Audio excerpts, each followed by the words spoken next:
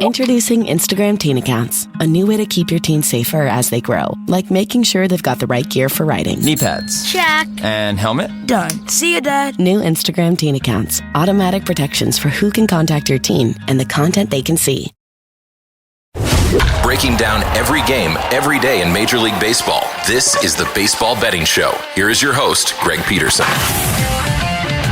A warm welcome hello. Welcome to lovely Las Vegas for the Baseball Betting Show with myself, Greg Peterson, now part of the VSiN family of podcasts, and a podcast that is brought to you by DraftKings and vote yes on Prop 27. Prop 27 is doing everything that it can to get Californians online and able to bet online, much like over half the country is able to. You're able to bet online in places like Chicago, New York, Philadelphia, out here in lovely Las Vegas. List goes on and on. And right now, Californians, they're stuck with these shady bookies. They're stuck out there in the cold, so we're working to change that. And here in segment number one, we're going to be looking to make some money in the remaining game that we know for sure that we're getting perhaps to in the World Series. It's Chris Cichon. He does an incredible job over there at Monumental Sports Network. He's going to be joining me. We're going to be taking a look at the keys of victory for both teams in game number 6. Are we going to be seeing a game 7? And trying to take a look at the odds to win MVP as well. Jeremy Pena right now the odds-on favorite.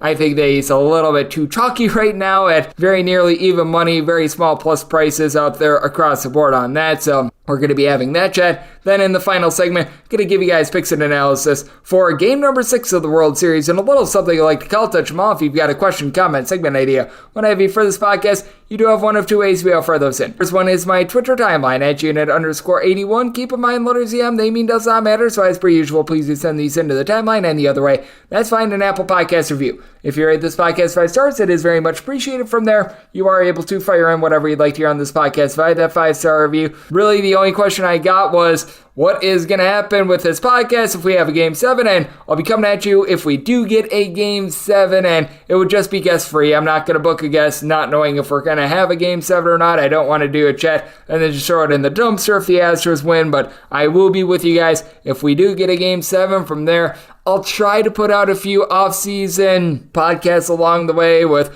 what we get in terms of winter meetings and what have you, but going to be a lot of college basketball, so get gassed up on the Coast to Coast Hoops podcast. I've got you guys covered there, and Chris Cichon, he's got us covered when it comes to taking a look at the great game of baseball. We'll dive into our chat with him right about now as he does amazing work looking at a wide variety of sports, whether that be football, basketball, baseball. He's got you covered on a little bit of everything. This will be the last guest of the year just because we don't know if we're getting a Game 7 or not. If we do, I will just give you that one by myself. We don't want to book someone in advance, do an interview, and then have it go completely in the dumpster. But that said, it's great to have one of the best for last. As Chris Cichon, he does amazing work over there at Monumental Sports Network. EOC show by the book. You're able to catch that every Monday through Friday. I know that he does that with Meg McDonald, who does a great job on that show as well. And to be able to follow Chris on Twitter as at The Big Cheese Show. That is CHEE on she and then show all together. And Chris, great to have you aboard. Thank you. Thank you so much, Greg, for having me on, talking some baseball here for the final time as we do have World Series this weekend. It's a little sad that it's wrapping up here, but it's fun that we've got the Philadelphia Phillies in the mix, even if they do not go all the way and win this whole thing. I think the expanded playoffs has allowed us to see some of these teams getting hot at the very end here, which is really important. And the atmosphere in Philadelphia was just outstanding. And I'd imagine it'll be the same in Houston this weekend. Oh, no question about it. I do think that it is going to be an incredible atmosphere. You know that the Houstonians are going to be out in full force, and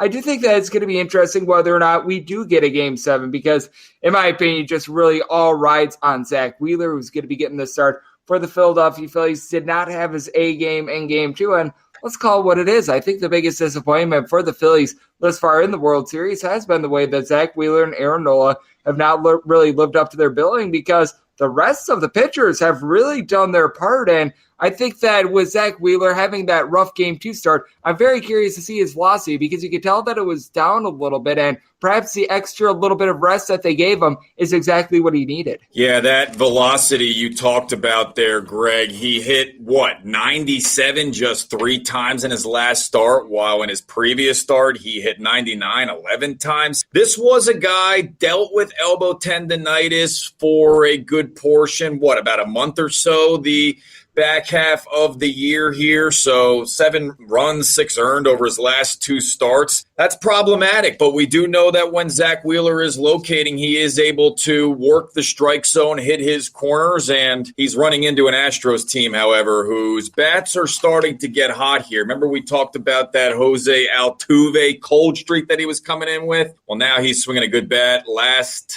game 5, 2 hits, 2 runs scored, over 350. Altuve's hitting over the last 4 games. One thing about Altuve, he's not striking out. Last 4, 0 strikeouts. Meanwhile, in his prior 8 games, he had a total of 12 strikeouts. So he's somebody who's heating up. And then you've got to talk about a Jeremy Pena here who we saw in the 4th inning of Game 5, the home run, 333, 4 homers, 12 postseason games, ALCS MVP, the son of Geronimo Pena. So we know he's got the pedigree to play at the high level. And think about the Astros at this point. They've got guys stepping up. Even if you got like a Trey Mancini making a big play in the field, now I'd anticipate his bat not getting into the lineup as he struck out there in Game 5, relieving Yuli Gurriel. I think this is more the conversation should be had that the Astros bats are waking up and they're going to be home rather than Zach Wheeler, because I can't right now, Greg, fire off any sort of bets and confidence with Wheeler at the moment, unless I hear closer to first pitch that no limitations, he threw a bullpen, it's looking good, and he's ready to rock. Yep, I do think that is a big key in terms of this one, just because with Zach Wheeler, when he's been on, he has been on, but at the same time, just did not look like himself in Game 2 of the World Series. But I do think that makes things very interesting in terms of the total, as well as Chris Cichon does great work over there at Monumental Sports Network, is joining me on the podcast, because even with Zach Wheeler not having his A-plus stuff in Game 2, the bullpen was able to do their part. And if it wasn't for the ghost of Billy Buckner appearing in Game 2, that under would have hit. Instead, most got a push on that one. But I do take a look at Framber Valdez, who's going to be going for the Houston Astros. And he looked rock solid in Game 2, not without a little bit of controversy from many of the folks out there on social media. But I take a look at Framber Valdez, the way that he has been pitching just all year long. This dates all the way back to April. He's gone 6+ innings with 3 earned runs or fewer in 26 out of his last 31 starts. And I think that that's going to be big in this game, because I just think that whoever is able to get to 3, maybe 4, that's a team that wins this game. I really don't think there's going to be a lot of runs in this one. No, it's hard to go against a Framber Valdez. His last start, 4 hits allowed, 6 1/3, 9 strikeouts, an earned run on 4 hits. He's actually had his 4th straight game with 4 or less hits allowed. He is a ground ball master. This is what Houston Astros pitching is taught, the spin rates and making sure you get the most out of every pitch. And he's done an outstanding job. And then back behind him, when we're talking about totals, I was on the over in Game 5, and I should not have kind of discounted Ryan Presley back into that bullpen, getting the 5 outs there. 5th save coming in relief of Montero. You know, he had the strikeout of Marsh there. You know, you have guys on this team, Philadelphia-wise, if we're considering the under. Framber Valdez is going to shut him down, and then you come to some of these bullpen arms too, and then are you going to trust a guy in Philadelphia like Nick Castellanos? Hurt his wrist in May, the oblique in August. He chases pitches. I know he got some good wood on that one pitch against Verlander, but Jeremy Pena was right there to make the catch. You're just going to need guys like Kyle Schwarber to continue hitting these leadoff home runs. Rhys Hoskins with 4 strikeouts in Game 5. Some of those, he knew the second that ball hit the glove. I guessed wrong there. So it's like Rhys Hoskins going to be able to step up here.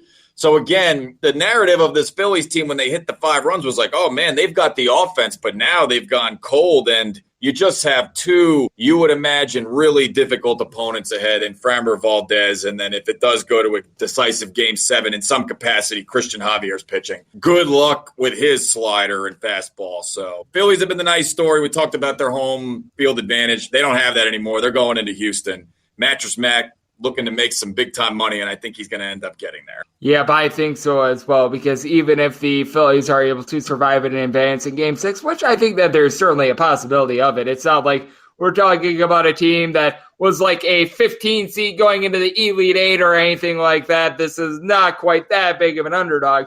It certainly is going to be a little bit tough for them, as Chris Cichon of Monumental Sports Network is joining me on the podcast. And I think that it's just so interesting, because I do look at some of these X factors, and I think that that's big to take a look at if you're looking at the MVP market, because Many people have fired in on these, and I think that's just such a tough market to call in general. I personally did not fire in on it. I will not be firing in on it. But who would you give the MVP award to as of right now in terms of the World Series? Because I no doubt think that Game 6 is going to have a big say in it, and Framber Valdez is able to come up with a start that mirrors what he did in Game 2. I think that he's got very good value. But if I were to look right now, I'd probably give it to Christian Javier. But I just take a look at the Astros, and I think that just speaks to the depth of this team, because I don't think that there's any player that you take a look at, it's like, yep, he should be the runaway winner of the MVP, because all these guys have just really stepped up for the team at this point. Yeah, you make a great argument there, no doubt, for not betting the MVP market. I didn't fire any tickets. Yeah.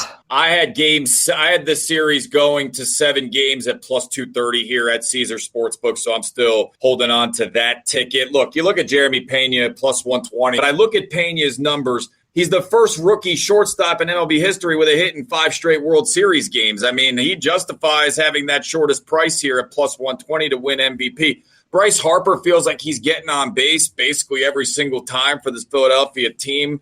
Worked a couple of walks in the Game 5 against Justin Verlander. But the Phillies are going to have to win the World Series to justify any Philly winning this award here. And yeah, Christian Javier, if we can see, I was kind of a little bit surprised that Dusty didn't stretch him out a little bit. Maybe we would have seen a little bit of shorter odds. When you know you have that strong of a bullpen, you don't have to. But when he was starting to hug his teammates and his catcher, Christian Vasquez, I was a little bit curious on that one. But again, combined no-hitter, you're not going to complain, especially if you're an Astros backer. Kyle Schwarber again with the leadoff home runs at 16-1, but I still don't think he would get it over Bryce. To me, it's Pena, it's Javier, and it's Bryce Harper at this point. We could see Framber Valdez, too. If he has another outstanding start here, he can be in the cut. If they win the World Series, is it like a recency bias? Oh, they just won. Who are we giving it to? Well, we just saw Framber pitch 6 innings. We should give it to him. So I think there can be an argument made there, too. And Jose Altuve, the way he's heated up, I still think maybe the people that are going to be handing out this award may keep that in mind. And then Yordan Alvarez, no. I'm just looking through some of these odds. I think it's pretty top-heavy at this point. Pena,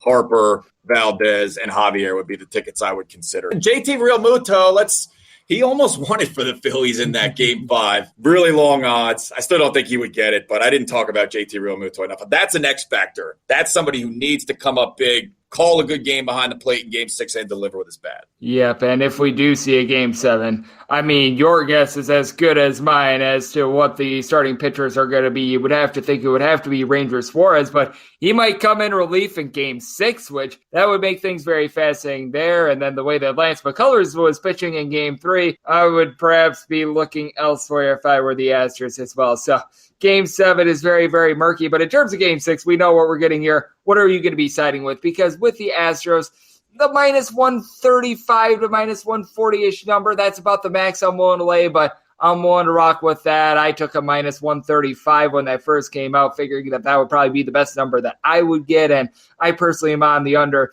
Anything that you're taking a look at for Game 6, whether it be side total or just few player props? So this under over 3.5 first 5. The under always seems enticing to me, but I've had a tough time coming through. So I'll consider an over 3.5 here because it doesn't take that long to get to that number.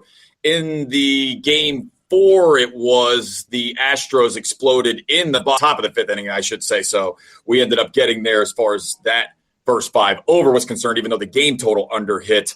I'll look at maybe something involving Gene Segura when it comes to his hits prop. Over a half, minus 208. So if you can get it in terms of any parlaying opportunities, or maybe you look at him in a total bases market. I'm seeing here at Caesar Sportsbook, Gene Segura, over a half, minus 208 again. But something in that capacity. Segura actually does a really good job of getting infield hits. In fact, in the last 3 months, he has the 5th highest infield hit percentage versus right-handed pitching at a 19.1%. Had 2 hits in Game 5. He was 1 of 16 prior, so maybe he's starting to heat up here a little bit.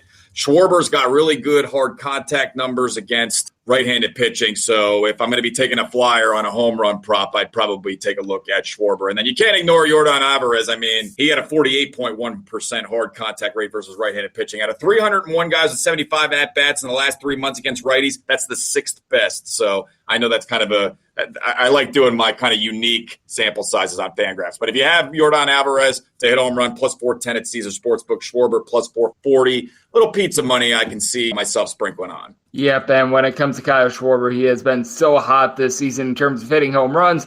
Moving the line, not necessarily his specialty, but a man that provides a lot of power, and you're the best of both worlds, my friend. As Chris, you do a great job of providing a lot of power, and you're very consistent. So we always do appreciate that. I know that you're doing a great job over there at Monumental Sports Network. You and Meg come at it Monday through Friday with the show by the book. I know that you guys, like I said, you're out there at Capital One Arena in Washington, D.C. That is where the Washington Wizards play, and we shall see some very, very good action out there this basketball season. So I'm sure that you guys are fired up for that. Love the good people at home know they're able to follow you on social media and everything that you got going on in general. Yeah, this Saturday we've got World Series baseball. Next Saturday I'm going to be going to Wizards Jazz here at Capital One Arena, so looking forward to that. At the Big Cheese Show on Twitter, and Greg, being that it is my last time joining you on the baseball betting show this season, what an opportunity you have provided me and my career coming on with you. You have so many listeners, such a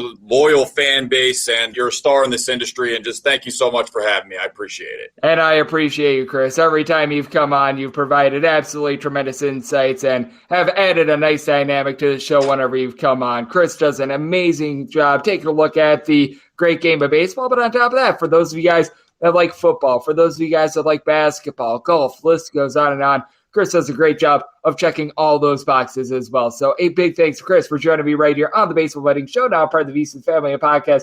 Coming up next, this is that time of the podcast. I give you picks and analysis for Game 6 of the World Series, and a little something like call Touch 'em All.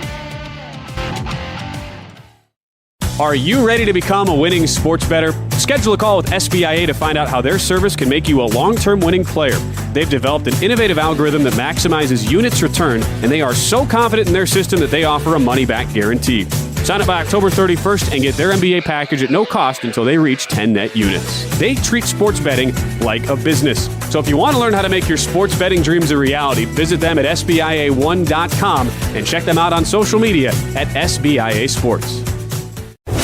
Breaking down every game, every day in Major League Baseball. This is the Baseball Betting Show. Here is your host, Greg Peterson. We're back here in lovely Las Vegas for the Baseball Betting Show with myself, Greg Peterson, now part of the VSiN Family podcast. Always a pleasure to get Chris Cichon aboard. He does amazing work over at Monumental Sports Network, hosting the show by the book for them. He has joined me quite a bit on this podcast and always delivers the goods when he does so. Big thanks to him for joining me in the last segment. Now it is that time of the podcast to give you picks and analysis for Game 6 of the World Series and a little something I like to call Touch 'em All. If a game is listed on the betting board, Greg has a side and a total on it, so it is time to touch 'em all. Do note that as per usual, any changes that are made to these plays will be listed up on my Twitter feed at JRS41. Got one game up, so let's dive in. 961, 962 on the betting board. The Philadelphia Phillies are on the road against the Houston Astros with Framber Valdez going for the Astros. Zach Whelan and Dylan Wheeler is going to be going for the Phillies. 7 is the total. Unders between minus 115 and minus 125. The overs anywhere between plus 105 and minus 105 with the Astros. Seeing as good as minus 135, there were quite a few minus 135 openers. They're starting to dry up. I'm seeing as high as a minus 150 out there. Anywhere between a plus 125 to a plus 135 is your number on the Phillies. And I took one of the minus 135s with the Houston Astros. I was willing to lay up to a minus 136. I need at least a plus 136 to fire it on the Phillies. So a little bit of a horse apiece situation in terms of money line. If you're able to get a minus 135, take it. And we shall see where the money goes in the AM. Because if this gets up to like a minus 155 or greater with the Astros, that should put the Phillies at right around about a plus 140 or so. Then you're starting to find some more value with regards to Philadelphia Phillies. But I do think that this series ends in 6 games because Framber Valdez has been the rock of consistency. He has won 6+ innings, allowing 3 earned runs or fewer in 26 out of his last 30 starts, dating back to the beginning part of the month of April. Now, I will say for Framber Valdez, he does have an ERA that's nearly a point higher at home rather than on the road. I think that this was just bad circumstance in general. Has been giving out a few walks this season, 3 walks per 9 innings, but one of the best ground ball pitchers in all of baseball. Led the American League in terms of innings pitched, and he's giving up a half home run per 9 innings between the regular season and the postseason, best among any qualifying American League starter. Flip side, Zach Wheeler.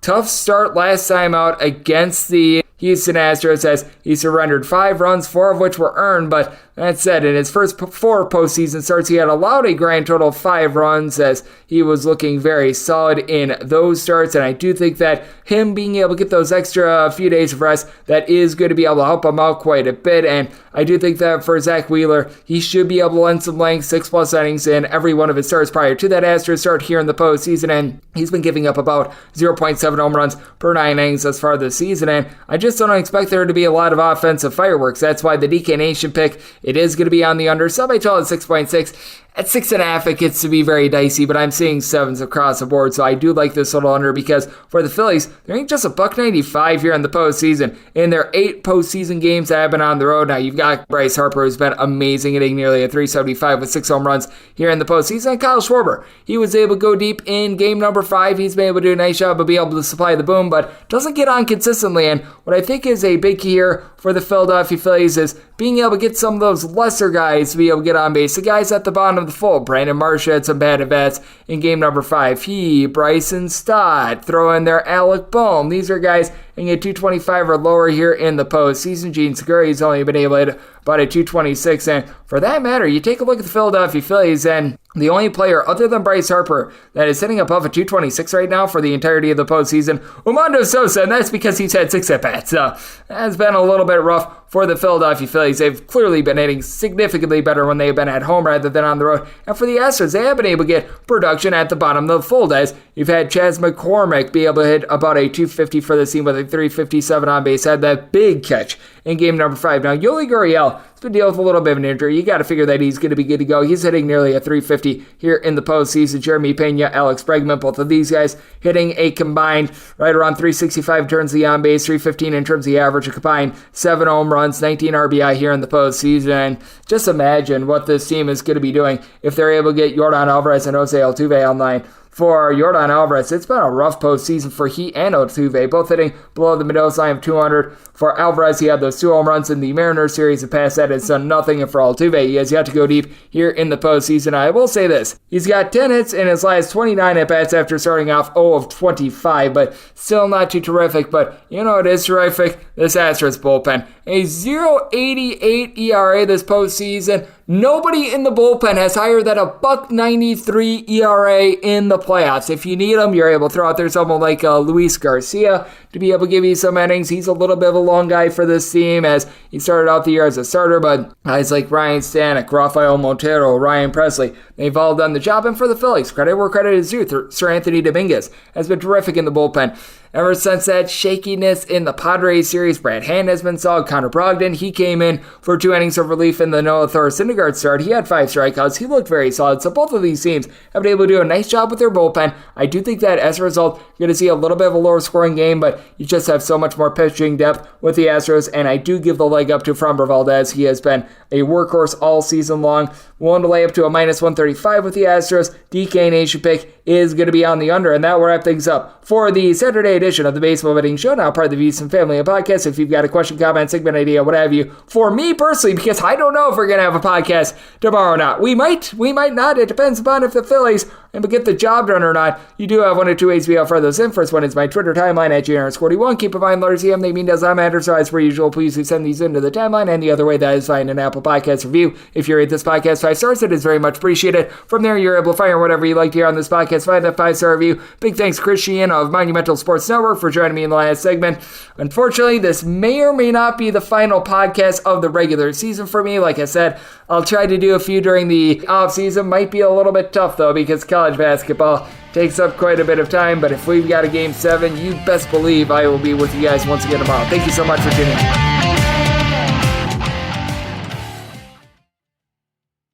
You know where your business would be without you. Imagine where it could go with more of you. Well, with Wix, you can create a website with more of your vision, your voice, your expertise. Wix gives you the freedom to truly own your brand and do it on your own. With full customization and advanced AI tools that help turn your ideas into reality. Scale up without being held back by cookie-cutter solutions and grow your business into your online brand. Because without you, your business is just business as usual. Take control. Go to Wix.com.